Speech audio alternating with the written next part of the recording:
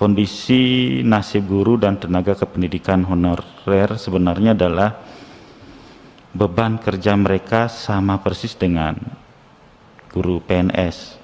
Bahkan terkadang pekerjaan mereka lebih berat lagi karena harus membantu memperkerjakan pekerjaan-pekerjaan administrasi. Sebagian besar bahkan kesejahteraan mereka itu memperoleh penghasilan jauh di bawah UMR.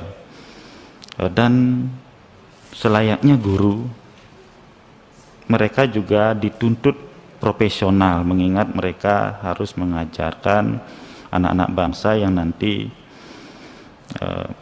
melaksanakan kenegaraan ini. Di sisi lain beban hidup mereka juga tinggi,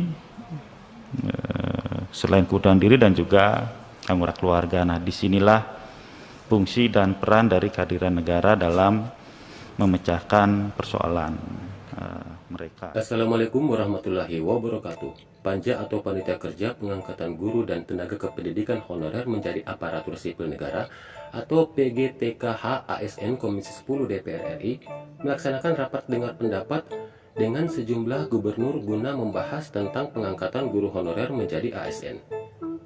Berbagai hal dibahas dalam rapat tersebut, salah satu diantaranya tentang permasalahan guru honorer, yang mana kinerja guru honorer hampir sama seperti PNS, akan tetapi upah yang diterima sangat jauh dari UMR.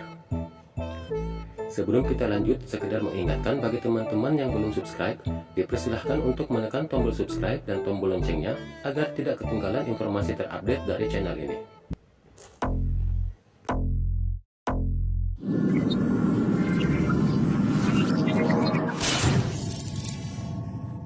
Rapat dengar pendapat yang terkait dengan pengangkatan guru honorer menjadi ASN baru-baru ini digelar. Dalam rapat tersebut dibahas mengenai gaji yang diterima guru honorer sangat jauh dari UMR.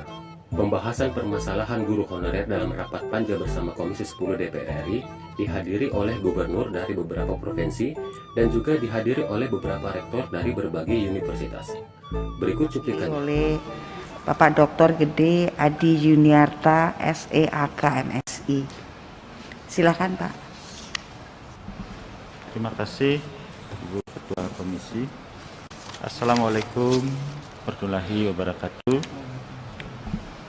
Salam sejahtera untuk kita semua. Salam namo buddhaya, salam kebajikan. Om Swastiastu. Yang kami hormati dan muliakan Ketua Komisi 10 DPR RI, para wakil ketua pimpinan, izin Putra Nababan, kalau boleh mikrofonnya didekatkan Pak. Ya, terima kasih. Diturunin dikit. Ya. Terima kasih. Yang kami hormati Ketua Komisi 10. Masih kurang dikit. Masih belum. Tarik aja Pak. Tarik. Iya. Iya. Ya, mohon maaf Ibu Ketua. Okay. Yang kami hormati dan muliakan Ketua Komisi 10 DPR RI, para wakil Ketua Komisi 10, anggota Panja PGTKH ASN Komisi 10 DPR RI. Kami mohonkan permohonan maaf mendalam dari Bapak Rektor kami karena adanya kondisi beliau yang kurang fit untuk perjalanan jauh di masa pandemi COVID, sehingga beliau sangat menyesal tidak bisa menghadiri kegiatan ini, dan juga kondisi itu mungkin juga menyebabkan rasa tidak enak kalau bergabung dalam suasana rapat offline seperti ini. Nah, untuk itu izinkan kami mempresentasikan materi yang sebenarnya sudah dipersiapkan oleh beliau untuk kegiatan ini. Ibu Ketua Komisi 10 dan anggota, apa yang kami sampaikan bisa jadi sudah dipikirkan, bahkan sudah dilakukan oleh Komisi 10. Tetapi kita mulai dari rasionalnya bahwa guru ini merupakan pendidik profesional di mana harus memiliki kualifikasi minimal sarjana dan tersertifikasi. Namun dalam prakteknya saat ini pendidikan masih pada bertumpu pada guru honorer karena kekurangan jumlah pendidik profesional. Dari sisi kualifikasi dan kompetensinya baru sebagian juga sebenarnya guru honorer yang berpendidikan sesuai dan tersertifikasi. Masih banyak kualifikasi guru yang belum terpetakan, terutama para guru bantu yang belum terdaftar juga dalam data pokok pendidikan atau dapur. Guru dan tenaga kependidikan honorer ini adalah satu frase kata yang membuat kami semakin terenyak ketika memikirkan soal pendidikan kita di Indonesia. Guru honorer artinya guru yang menjadi pegawai tidak tetap di sekolah-sekolah, umumnya di sekolah negeri yang dikelola pemerintah maupun swasta, yang dikelola oleh yayasan sebagai tenaga profesional. Jadi peran guru sangat penting, yaitu melaksanakan sistem pendidikan nasional dan mewujudkan tujuan dari pendidikan bangsa ini. Guru sebagai pendidik profesional di sini realitanya saat ini selain kita bertumpu pada kurangnya jumlah pendidikan profesional, kualifikasi dan kompetensinya yang masih sebagian besar juga belum tersertifikasi, serta kualifikasinya yang belum terpetakan. Nah, siogyanya pendidikan ini adalah pondasi masyarakat, sehingga bagian ini seharusnya sudah rapi sebelum kita membangun bagian lain. Kebutuhan guru dan tenaga pendidik seharusnya sudah selesai puluhan tahun lalu, yang artinya penerimaan guru di sekolah-sekolah seharusnya mengacu pada sebuah rencana yang rapi, yakni ada rencana penerimaan sekian orang berdasarkan kebutuhan, lalu rencana ini dianggarkan dananya, kemudian diproses penerimaannya, dan kemudian terakhir penetapannya. Namun kondisi saat ini Indonesia masih kekurangan guru. Pemerintah tak cukup anggaran, daerah masih kekurangan guru, rasio guru murid masih di bawah standar, dan solusi darurat itu dengan memperkerjakan guru-guru dengan sistem kontrak berjangka. Jadi pendidikan saat ini bisa dikatakan dilaksanakan secara darurat dan berlangsung bertahun-tahun. Rasional penyelesaian guru honorer seharusnya tidak hanya sebatas pada kebutuhan guru yang harus kita analisis meningkat setiap tahun, tetapi juga bukan masalah mengangkat atau tidaknya guru honorer saja, tetapi kalau memungkinkan adalah harus memperjelas juga penyelesaian masalah sekolah yang memerlukan guru dan juga yang sudah dianggap memiliki kecukupan guru. Sama seperti selayaknya disampaikan oleh Ibu dan Bapak Rektor lainnya, kondisi nasib guru dan tenaga kependidikan honorer sebenarnya adalah beban kerja mereka sama persis dengan guru PNS. Bahkan terkadang pekerjaan mereka lebih berat lagi karena harus membantu memperkerjakan pekerjaan-pekerjaan administrasi. Sebagian besar bahkan kesejahteraan mereka itu memperoleh penghasilan jauh di bawah UMR. Dan selayaknya guru, mereka juga dituntut profesional, mengingat mereka harus mengajarkan anak-anak bangsa yang nanti melaksanakan kenegaraan ini. Di sisi lain beban hidup mereka juga tinggi, selain kebutuhan diri dan juga anggota keluarga. Nah, disinilah fungsi dan peran dari kehadiran negara dalam memecahkan persoalan mereka.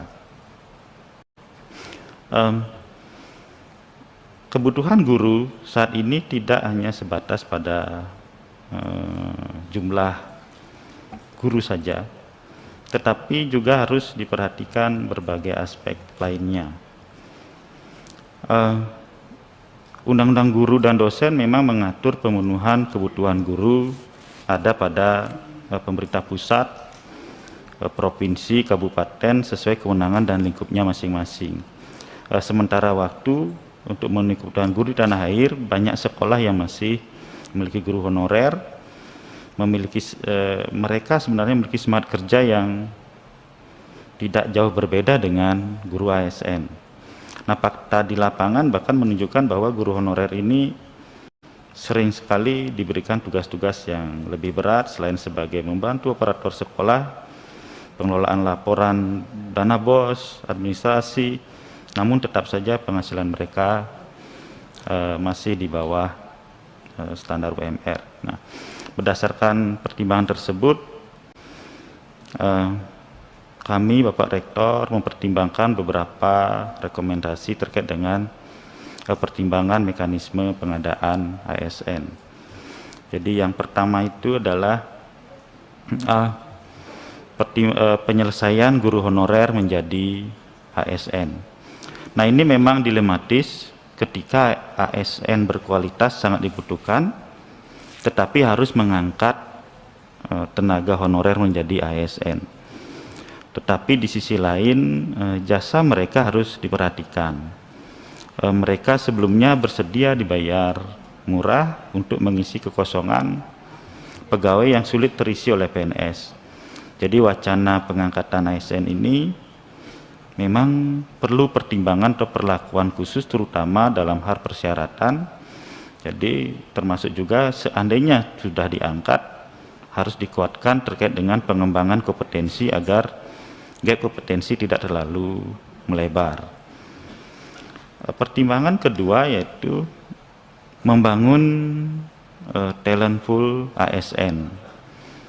Maksudnya adalah membangun talent pool bakal calon ASN. Jadi ini diperoleh dari bisa jadi melalui rekrutmen jalur pelamar umum, jalur prestasi, atau jalur seleksi internal perguruan tinggi dengan menyediakan formasi sesuai dengan kebutuhan. Talent pool ini bukan kumpulan calon pelamar yang hanya memenuhi syarat, tetapi sebenarnya mereka selain memenuhi syarat juga merupakan bakal calon ASN yang siap untuk diangkat. Nah, formasi talent pool ini ditetapkan berdasarkan prediksi kebutuhan sekian tahun ke depan dengan rincian per bulan, bukan berdasarkan lagi kebutuhan kekurangan saat ini saja. Pertimbangan berikutnya adalah ini mungkin sekedar pemikiran bagaimana juga mempertimbangkan TMT atau terhitung mulai tanggal pengangkatan. ASN ini setiap bulan sebenarnya kan selalu ada kekosongan karena pensiun, termasuk juga guru.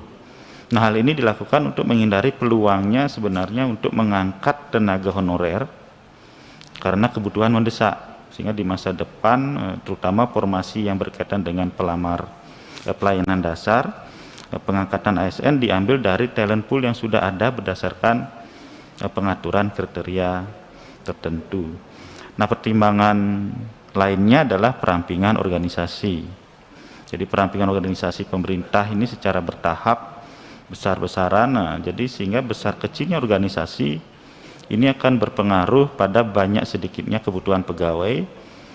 Semakin banyak jabatan struktural, jelas sudah semakin banyak punya kebutuhan pegawai. Nah, ini mungkin akan bisa menggeser untuk pemenuhan tenaga guru. Jelas ada implikasi dari pengangkatan guru dan tenaga pendidikan honorer menjadi ASN. Nah, ada beberapa hal mungkin implikasi dari pengangkatan ini. Salah satunya adalah terkait dengan perubahan peraturan. Setelah lebih dari 16 tahun, akhirnya pemerintah melakukan perubahan dalam pengelolaan aparatur sipil negara.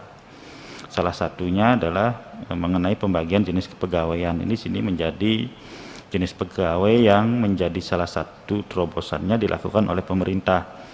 Ini melalui Undang-Undang Nomor 5 Tahun 2014 tentang aparatur sipil negara. Jadi berdasarkan pasal 6 dan 7 Undang-Undang Nomor 5 2014, ASN sudah terbagi menjadi dua jenis kepegawaian, yakni PNS yang diangkat sebagai pegawai tetap oleh pejabat pembina kepegawaian dan memiliki nomor induk pegawai secara nasional, dan P3K itu pegawai pemerintah dengan perjanjian kinerja kerja. Ini yang diangkat sebagai pegawai dengan perjanjian kerja oleh pejabat pembina kepegawaian sesuai dengan kebutuhan instansi pemerintah dan ketentuan undang-undang berlaku. Nah, implikasi lainnya adalah tujuan seleksi dari P3K ini adalah merupakan jawaban kebutuhan mendesak akan sumber daya manusia mumpuni dan profesional yang selama ini kompetensinya mungkin tidak banyak didapatkan pada PNS. P3K yang berlatar belakang profesional dianggap mampu menyelesaikan pekerjaan yang membutuhkan keahlian khusus secara cepat, tuntas, sehingga ketika pekerjaan ditangani tersebut selesai, maka kontrak P3K pun dapat diselesaikan. Pemerintah tidak punya beban terlalu berat dalam menanggung aparaturnya. Nah, implikasi terakhir di sini adalah terkait dengan bagaimana kelebihan program dari P3K ini sebagai upaya untuk menciptakan berbagai inovasi di dalam sektor pemerintah dengan cara pertukaran kompetensi dan sharing knowledge and experience antara sektor publik dan sektor swasta. Dengan begitu masuknya P3K akan memacu adrenalin birokrasi untuk melakukan percepatan penyelenggaraan ASN. Namun kembali permasalahan awalnya adalah siapa yang disebut sebagai P3K dan seberapa luas lingkup jabatan, keahlian, dan sektor yang akan ditempati P3K masih menjadi tanda tanya sampai dengan hari ini. Formula dan sistem pengangkatan guru tenaga kependidikan honorer menjadi ASN. Nah, di sini ada beberapa hal terkait dengan formulasinya.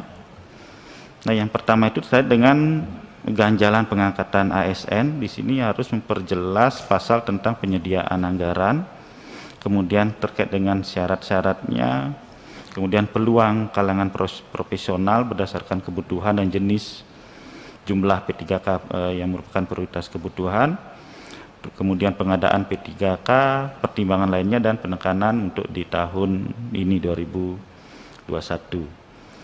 Nah, sebagai penutup, yang pertama bahwa analisis kebutuhan guru di sini bahwa sementara waktu untuk memenuhi kebutuhan guru di tanah air, banyak sekolah yang harus mengangkat guru honorer,